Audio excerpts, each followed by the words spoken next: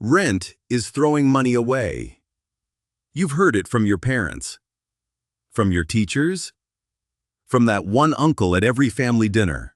It might be the most repeated money advice on earth. So here's a number that shouldn't exist. In March 2026, in all 50 of America's 50 biggest cities, renting a starter home was cheaper than buying one. All 50. And not by a little. Owning a starter home now averages $2,589 a month. Renting averages $1,669. That's a $920 gap every single month. And that $400,000 starter home you're saving up for? By the time you truly own it, it will have quietly cost you well over $1 million. So either every landlord in America is running a charity, Randlord had started launches on Ennett, or the most repeated money advice on earth is hiding something. Today, we're doing the math nobody shows you at the open house. Renting versus owning, with real numbers. And the answer isn't what your uncle thinks. Here's the thing, the advice used to be true. When your parents bought their first home, the typical first-time buyer in America was in their late 20s. A decent house cost about 3 times a family's yearly income. Even when interest rates spiked, the loans were small. The math simply worked. Today, the average American home costs more than 5 times the average household income. In hot cities, it's 8, 9, 10 times. The ladder's bottom rung got sawed off. And if you caught the 2021 window, you could lock a 30-year mortgage at 3%. On a $400,000 home, that's about $1,686 a month, frozen, for 3 decades.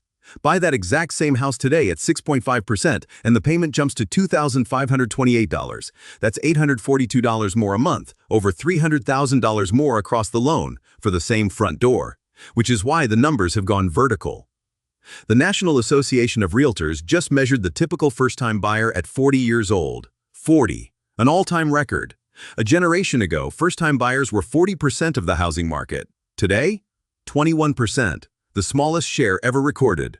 Meanwhile, the down payment became the boss level. Saving $50,000 while paying record rents is exactly as fun as it sounds, which is why waiting to buy became a lifestyle. Your parents' advice wasn't a lie when they gave it. It was written for a world that no longer exists. So let's do the math the listing agent never shows you. The true 30-year cost of a $400,000 house. It starts at the closing table. Down payment, $40,000. Then closing costs. Loan fees, title insurance, appraisals, roughly $12,000 more. You've spent $52,000 before touching a single key. Now the loan. Finance the remaining $360,000 at 6.5% for 30 years, and you'll send the bank about $820,000. Nearly $500,000 of that is pure interest. Look at month 1. Of your $2,270.66 payment, about $1,950 is interest. Just $326 actually buys you more of your own house. And here's the uncomfortable part. Interest builds zero equity. It is rent, just paid to a bank instead of a landlord. Then come the bills nobody posts on Instagram. Property tax, about $4,300 a year on average. And it never ends, even after the mortgage does. Home insurance premiums are up almost 70% since 2021, and maintenance runs 1 to 2% of the home's value every single year. Roofs leak, furnaces die, water heaters flood. 8 in 10 homeowners admit the costs blew past their budget. Add it all up, and the hidden costs of owning average over $21,000 a year, beyond the mortgage payment itself. Be generous and count only the costs renters never face. Call it $13,000 a year.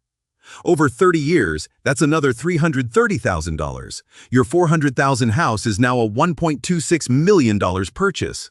Fine, you say, but at the end, the house is mine. True.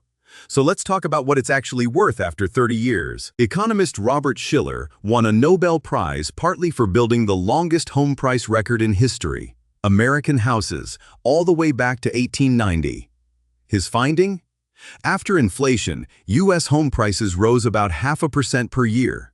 Not 10%, not 5, 0.5, Adjusted for inflation, a house in 1975 cost barely 1% more than in 1890. 85 years of the best investment you'll ever make went almost nowhere. But Grandma bought her house for $30,000 and sold it for $300,000. Yes, and in those same decades, the price of everything else rose almost as much. That's not profit. That's inflation in a costume. The stock market over the same century? Roughly 7% a year after inflation, compounding on itself, decade after decade. And unlike a house, an index fund never calls you at 2 a.m. about a burst pipe, never charges property tax, and never needs a new roof. So run our numbers again. The buyer spent $52,000 up front, then paid about $920 more every month than the renter next door. Hand the renter those exact same dollars, $52,000 invested once, plus $920 a month into a boring index fund for 30 years. The renter finishes with roughly $1.5 million in today's money.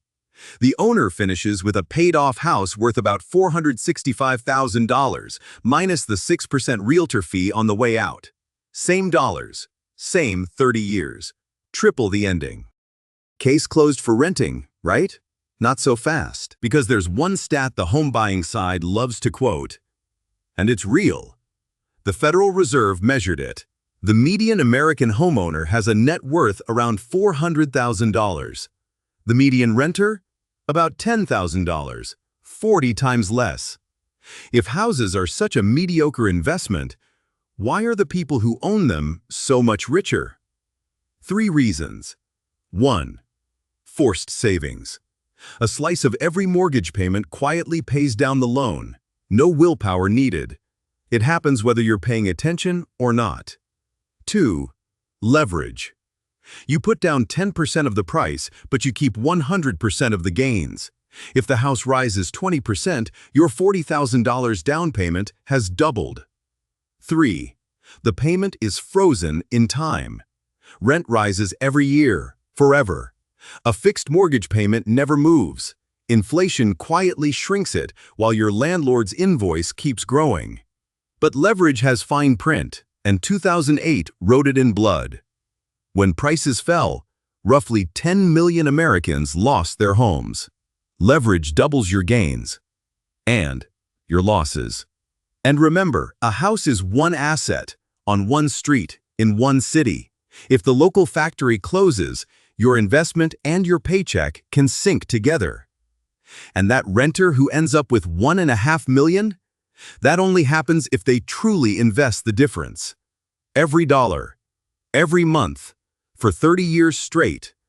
Most people don't. The difference gets eaten. A trip here, a car upgrade there. Life happens to unsaved money.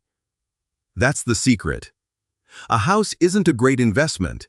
It's a great trap for money that would otherwise escape. So here's the honest answer to renting versus buying.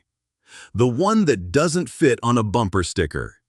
If you'll stay somewhere less than 5 to 7 years, renting almost always wins. Buying and selling a house is so expensive that short ownership is a near guaranteed loss. If you'll stay for decades in a normally priced city, buying usually wins. Slowly, boringly, but it wins. If you live somewhere prices are absurd compared to rents, renting and genuinely investing the gap can beat owning outright. And if you know deep down you'd never invest the difference, the mortgage's forced savings may be worth more than any spreadsheet. Because a home was never really an investment. It's prepaid housing, with a savings account bolted to the side. And whatever you choose, never borrow the maximum the bank offers. The bank is selling debt. You're the customer they're hunting, which means the real lie was the bumper sticker itself. Renting isn't throwing money away. Neither is owning. Both are buying something. Rent buys freedom, the option to move for a better job, a better city, a better life.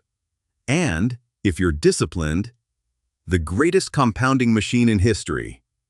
A mortgage buys certainty, a frozen payment, a place no one can raise the rent on, And a savings plan you get to live inside. Throwing money away is just one thing. Letting a slogan from your parents' world make the biggest financial decision of yours. So run your own numbers. Your city, your rent, your timeline. 10 minutes with a calculator beats every open house you'll ever attend. And if you want to know why your brain resists this math, why we buy what feels rich instead of what makes us rich, watch this next. Because the most expensive thing you'll ever buy is the advice you never questioned.